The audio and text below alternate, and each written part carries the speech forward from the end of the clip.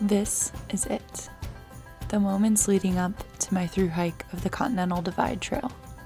After years of thinking, planning, preparing, and saving, weeks of almost disorienting anticipation, we had made it, finally on our way to the southern terminus.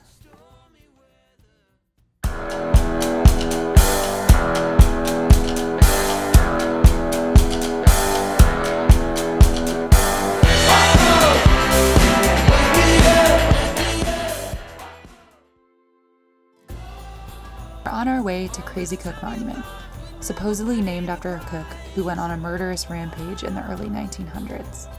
It's the most popular starting location of the trail, and it's not exactly an easy place to get to. My boyfriend and I looked out with a ride from his mom, the alternative option being a shuttle from the small town of LORDSBURG. We broke up our drive from Wichita, Kansas into 3 days. We're on our way to the southern terminus. The final stretch from LORDSBURG to the monument involved a few unexpected detours, including getting lost, then getting better directions from Border Patrol, then caching water, then getting lost by turning down a wash we thought was the road, and then finally arriving at the southern terminus. A little after 1 p.m. on April 15th, 2022, I started the journey of a lifetime for a second time. Mexico. I felt excited but grounded, a little apprehensive of what I knew this hike might entail. With the experience of a previous Thru-Hike, I had an inkling of the grit this one might require, and I was nervous about embarking on a trail whose motto was, "Embrace the brutality." But any time for second thoughts and anxiety was over. I had reached this iconic gray obelisk in the middle of the Chihuhuan Desert on the border of Mexico and New Mexico, and all that was left to do now was walk. 1 mile. Average pace is 22-minute miles. We had 14.5 miles to go before our first water cache, where we planned to camp. We navigated through the desert via what I came to call cross-country sign hopping for large portions of the afternoon. For lunch, our first lunch in this nice little wash that has some shade. It's the only shade we've seen since the monument. We've got about 9 more miles to the water cache where we're going to camp, and that will be day 1. We're about 12 miles in at 7 p.m. and we're only going 14 today, the water cache. So should be there pretty soon. Definitely before dark. Actually, it's only 6. My bad. Gonna get there by 7. So, sweet. We made it to the cache just before dark and visited with the hikers who made it there before us. We set up a spot to cowboy camp and drifted off to sleep under the desert stars. It's one day down. One day down. And 1 on the CBT. Day 2 began hot, and with another late departure. We were the last to leave the water cache. No surprise there. Our days in the desert are dictated by distance to water, and on this particular day, our hydration station was another water cache. We are about 6 miles in to day 2, basically just hiking between water caches and taking breaks when we get to them. What I mean by that is we left from 1 this morning, broke camp about 7, and we're the last ones to leave, so I'm keeping up with my PCT reputation of being the last person to leave camp, which is fine with me. And yeah, we have about 10 miles to the next water cache, or we had. Now we've got about 4, and I think we'll probably eat lunch there. After a lunch break at the cache with conversations about the condition of our feet, we moved on to our next water source, a large tank that fed an algae-filled pond and provided some shade. I have blisters, and I'm chafing, and we're dry camping tonight, and I feel like I'm getting a real taste of the desert on the CDT today. It's been really sunny all day, no real shade. We just hung out in like a tank for about 30-45 minutes because that was the only shady spot we really got today. So I'm very glad I packed my sun umbrella. The sun's finally starting to go down, so woohoo for that. Our evening ended at a dry camp spot where I did my best to attend to my worsening blisters, heat rash, and chafe. I fell asleep under the stars again, content with and slightly in awe of how my life decisions had led me here. Unbeknownst to us, we walked into day 3 in the beginning of a heat wave that would last for the rest of this stretch. I remember thinking it was ungodly hot and wondering how long it was going to take for me to get used to the desert. Our first reliable water source of the day was a cow tank that we reached right around 12:30. Shout out to this rancher who was letting us drink out of the water tank.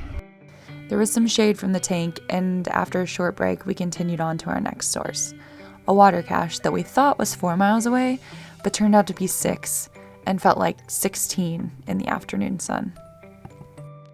I convinced Kid to siesta there with me, all of my energy zapped by the hike there and in desperate need of a break in the shade. Finally, around 6, we started making our way to the cow tank where we could get water before camping. After navigating the mud and cow shit all around the tank to collect our water, we searched for a place to pitch our tent for the first time this trail. We both realized we were a bit hungrier than we anticipated this early on and might actually need to ration a little bit to make our food last until LORDSBURG. It is morning of day 4 and my blisters feel great. I had in between the toe, my big toe and second toe on both feet, blisters that luckily popped themselves but didn't like tear open. So those have kind of resolved themselves somewhat overnight. And then I have 2 big blisters on each, like the front inner pad of my foot. And those are feeling fine. So yeah, overall day 4 is off to a good start, except it's really sunny and it's really hot already. Well, it's fairly hot already and it's 8 a.m. So that could be a problem. You can see the sun's already out and about, which is why my sun honey is up and I look like a toe. So, and I'm rationing my food because I didn't pack enough. I didn't think I'd be hungry in the desert. Normally the heat kills my appetite, and it didn't this time. I feel like I already have hiker hunger. I don't know if it's because my body already knew what to expect, but man, I'm already so hungry. And I packed 5.5 days of food, which is how long we're supposed to be out here, but it's just 1 ramen for dinner, which just isn't enough at this point. I think it's already time for ramen bombs, so wow. Can't wait to see how much I eat on this Thru-Hike. This does not look pokey, but it is pokey. Looks pokey. Is pokey. Looks pokey. Is pokey. Looks just like the other one that didn't look pokey. And actually isn't pokey. I'm literally already craving town food. I don't know why, but I think the song I'm listening to made barbecue pop into my head. And now I want a cold potato salad and some baked beans. Oh, that sounds so good. And meanwhile, maybe it's all the cow poop. Never thought I'd say that. This is the closest thing we've had to a climb and a ridge so far in all of New Mexico. It's pretty.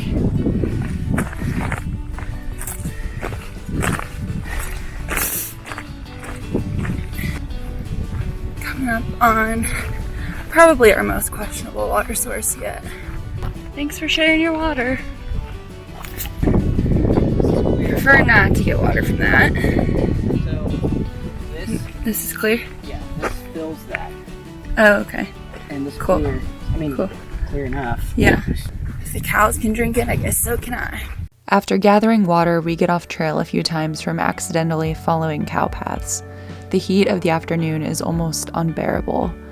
It's the most grueling 2 miles of my life to reach the famed shade tree we heard was up ahead. Other hikers are already there when we arrive, waiting out the afternoon heat.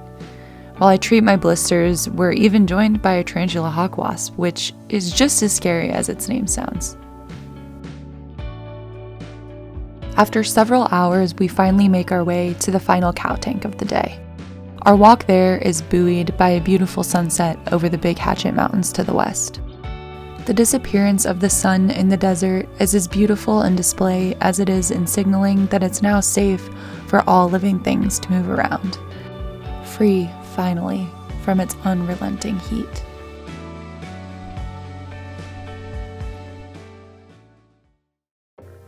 In the morning, we decide to give ourselves extra motivation to make it all the way to town by booking 2 nights at the Motel 10 for $35 each. Terrifyingly cheap. A cow tank, a water cache, some snake sightings, and barbed wire fences break up my hike into town, and Kit is ahead of me for basically the entire day. I've just been walking back and forth along this barbed wire fence, trying to find a way through. There's supposed to be a gate, but there is not a gate. So, that's unfortunate. I think I'm about to just go under, because I'm not sure what else to do, so wish me luck. Alright, finally made it through. There was like a floating post, and I used it to like push the fence sideways, and it was so wide. And I have PTSD from when I cut my knee open on a barbed wire fence trying to go to a fishing spot. But we did it, and I think I need to make sure I'm back on the trail. So I'm 3 miles from town, and my feet are fucking killing me.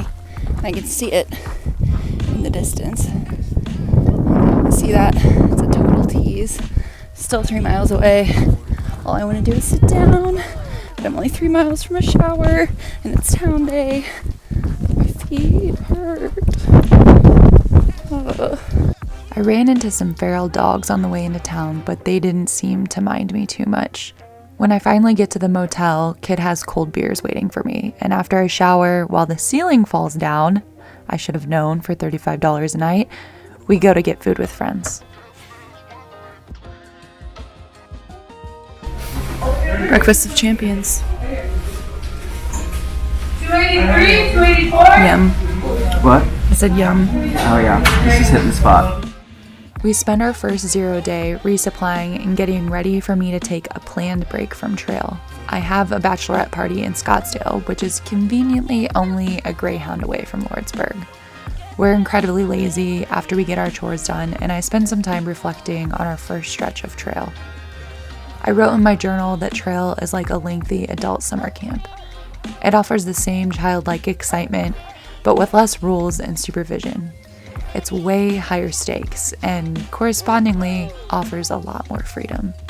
I'm so thankful that I choose this life for myself over and over and over again.